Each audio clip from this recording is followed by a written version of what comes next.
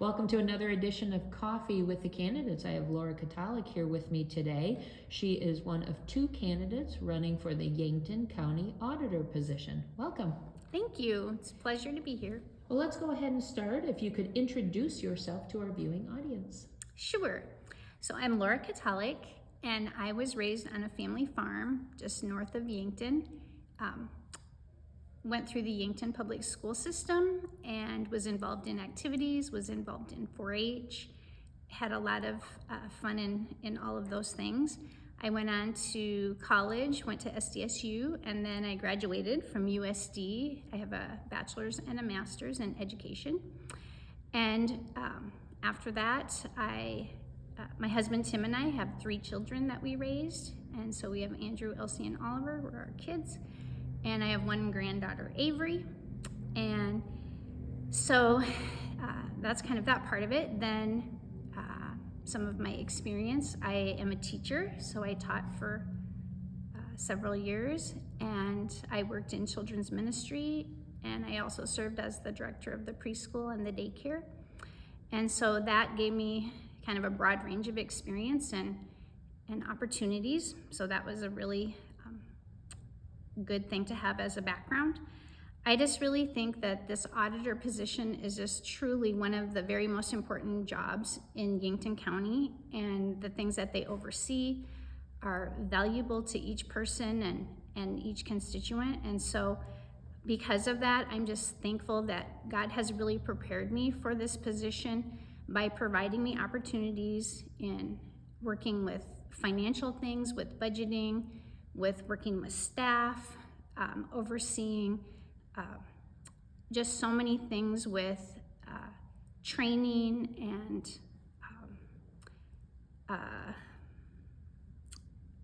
managing and just working with people and being able to communicate well.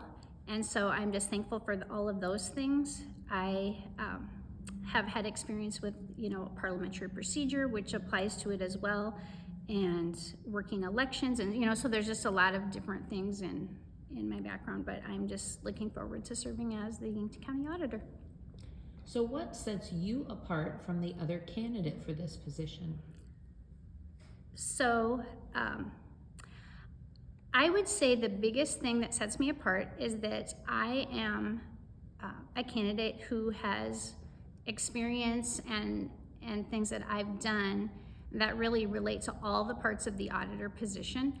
And so, a lot of people don't know what the auditor does, but they oversee the finances of the county. And so that would be the budgets, the accounts receivable, accounts payable, payroll, all of those things. And then the elections, which, you have to maintain the voter rolls and all of those things.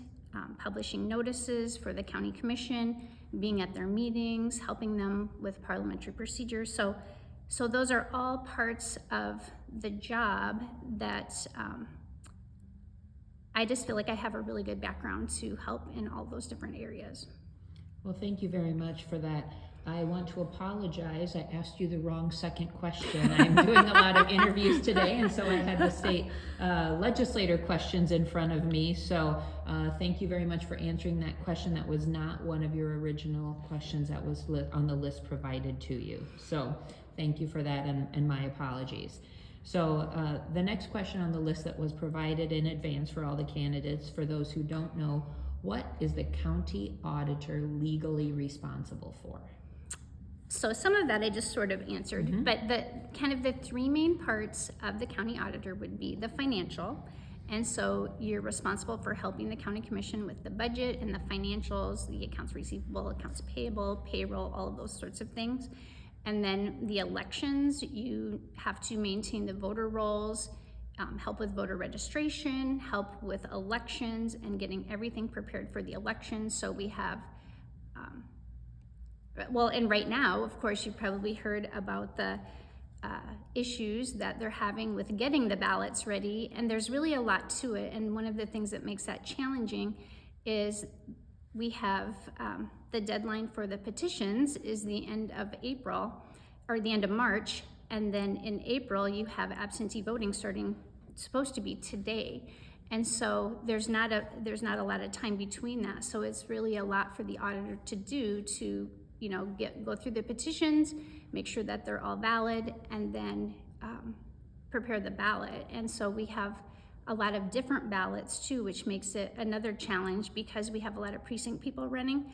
And so when you have that happening, each precinct has to have its own ballot, and right now I think we're probably looking at about 12 or 13 different ballots that the auditor has to have ready for election day.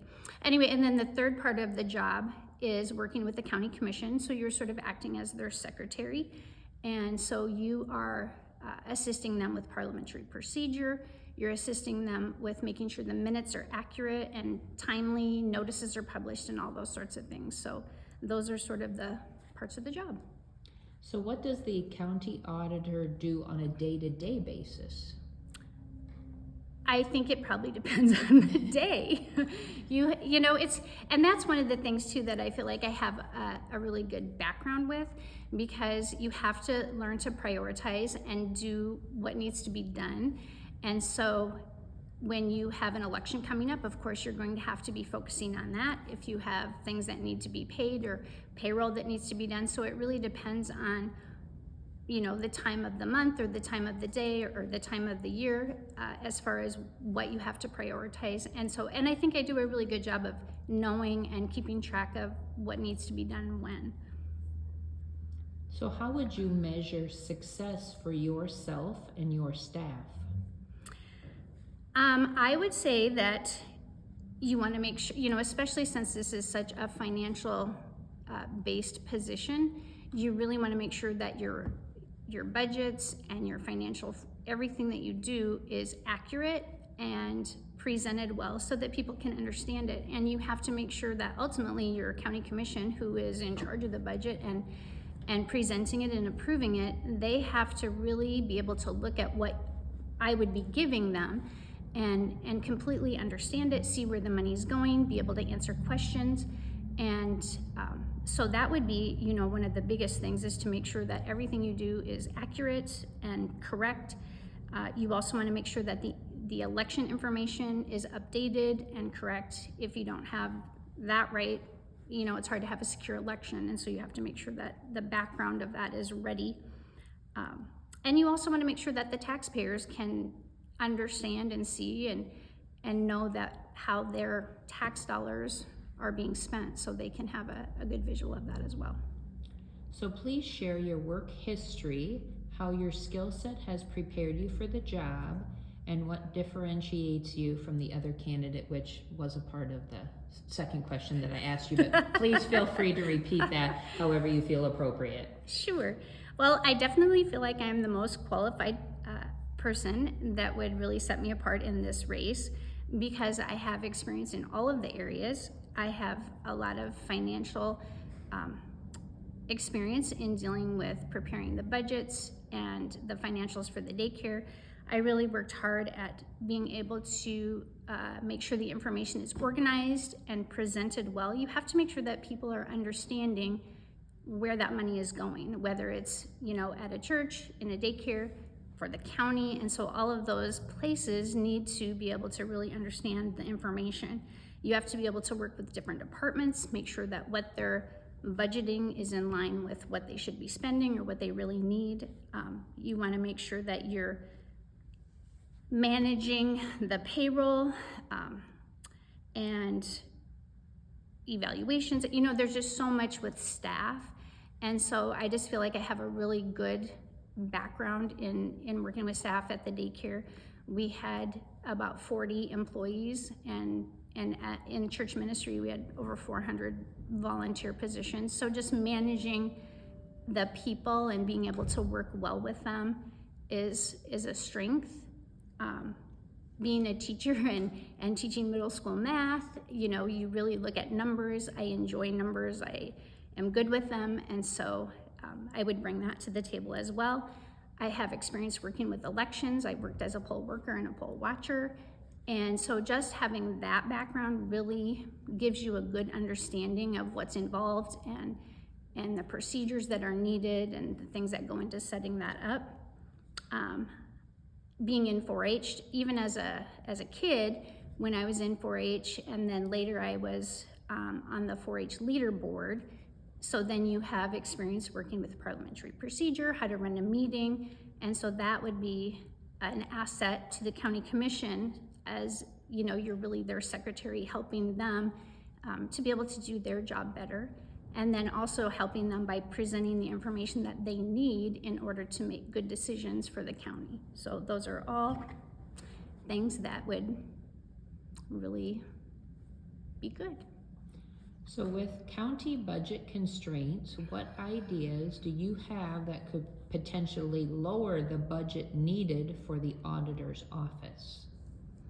Well, like I said before, the county commission is the one who actually sets the budget, and so it's just really important that the auditor is able to help them to understand the numbers and to see where things are going, to look at each part, assess carefully. You know, you have to look at each department, and you know, if there's overlap or ways that you can save money, to just really be able to point that out to them and help them to see those things. And so it's just really looking carefully at each part of it and assessing the accuracy, assessing the efficiency, make suggestions if there's anything that would help it to kind of improve it. So nationally, there have been a lot of conversations around elections. What is Yankton doing right? And are there things we could be doing differently to make sure we have safe and secure elections? I think there's a lot Yankton is doing right. I think they do a great job. They have a lot of really good volunteers and good workers with elections. I know in the last 4 years, they've made some changes which have been really beneficial to the voters and more in line with the codified law. When I ran 4 years ago, I started reading, you know, I went and asked for a job description and they didn't have one, and so I was referred to codified law. So I started reading that. And then you find out, you know, there's so much, and with elections and with the auditor's position itself. And so just by, you know, not having a drop box was good. That was a change that was made. I know right now we have, in the last couple of elections, we've had the sheriff, so Preston Chrissy did a great job of assisting with the elections by having his officers help transport the ballots, you know, between the polling centers, the voting centers, down to the auditor's office where they could tabulate them. And so that just helps everyone to know that everything is happening like it should be. So those are really good changes. By having poll workers and poll watchers. The poll watchers are the ones who just represent a candidate, and they're at each vote center to just watch, just make sure that everything is going like it's supposed to, and to offer some assistance if they can. And so that's a position that is beneficial to each candidate. And then the poll workers, of course, are the ones who are actually, you know, checking people in, giving you the ballots, making sure that they go into the ballot box, getting them back to the auditor's office so that they can be tabulated. And so that's another job. And one of the things that we've done with the Yankton County Republican party is we have tried to assist the auditor by providing some of those poll workers for her. And that's according to codified law, is that the responsibility of helping find the poll workers is on the parties. And if they fail to do that, then it puts it all on the auditor. So it's just really helping her to have more people, you know, sort of widening the base of, you know, people that can help with that. So that's been a good thing too. And I think one of the things that makes it challenging is the length of time of the absentee voting period. And we're experiencing that right now, of course, with the ballots, you know, not being ready and it's supposed to start. And so I think, you know, that's another challenge, but that would be a state legislature move where they could, you know, try to make some changes with that. So maybe that will happen in the future, especially since we've seen some problems with it right now. But So I want to go back. You mentioned the terminology Dropbox. So you are not referring to the online digital platform of cloud storage of Dropbox. You were referring to a place where absentee ballots are placed. Correct. And that was a COVID time sort of thing that happened in a lot of places, is they would just have a box, and at our government center, they were actually using the payment Dropbox as a ballot Dropbox. And so outside the building, in the parking lot, close to the parking lot, it said you can drop your ballots in this Dropbox. And according to codified law, that is not allowed. So that was what I was referring to. Yeah, I just wanted to make sure and clarify that so someone didn't misunderstand right. what you were referencing. Moving on to the next question. How will you ensure that county finances are accurate, timely, and transparent, both to commissioners and the public? Sure. I guess the first thing would be just to make sure that you have procedures in place so that you have your information and figures and the numbers are correct. Make sure that you prepare budgets and financial statements that are able to be easily read and understood by the commissioners and by the public. And so, it's just a matter of being organized. And I also think that it would be helpful to have the budget so that when you present it, if you have sort of an overview, so that it's like, in general, each department maybe has this many funds allocated to it, but then also have a breakdown that's more specific. And I think that might help people too, if they can just see an overview of it, to sort of wrap their brain around, this is what's going to each department, and then within each department, and so that way it would help people to kind of get a better picture. Sometimes budgets, especially people who aren't used to reading them, they can be confusing, and so you just want to make sure that they are able to understand the information. So what is your approach to building and managing the county budget, and how would you balance fiscal responsibility with employee and constituents' wants and needs? Well, the county commission is building the budget, and so then as the auditor, you're managing that budget within, what they have set. But you want to make sure that it's presented to them and that they have the numbers and the information that they need, that it's organized so they can interpret the data. You want to have staff that is professional and well-trained and knowledgeable so that they can work within that as well. And you want to also make sure that you're upholding and following the laws. So where do you see opportunities to modernize the auditor's office? Well, as a teacher, you kind of are a lifelong learner, and so I'm always excited to learn new things and open to new ideas, and especially anything that's going to help save time, save money, improve accuracy. And so I definitely would look into anything that would improve it. And I know that the state has parameters that you work within, but that would be the thing, is just to look and see what's available and what we could do to make it better. Do you have anything that you would like to include in this interview that was not a part of a previously asked question? I guess some of the things that I would like to see, I really would like to see the public more involved in things.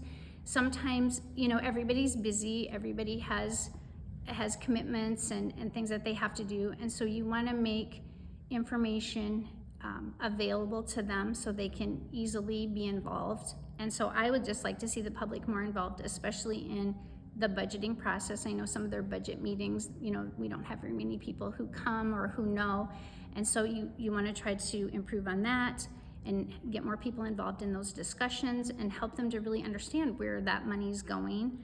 I think that another thing that would be helpful for candidates is to have some training. There are so many laws and so many rules dealing with petitions, dealing with financial statements, just the whole process. And if you have never been involved as a brand new candidate, there's a lot. And so just to have some training for those people so they can be more confident when they're running and know that they are doing the right thing.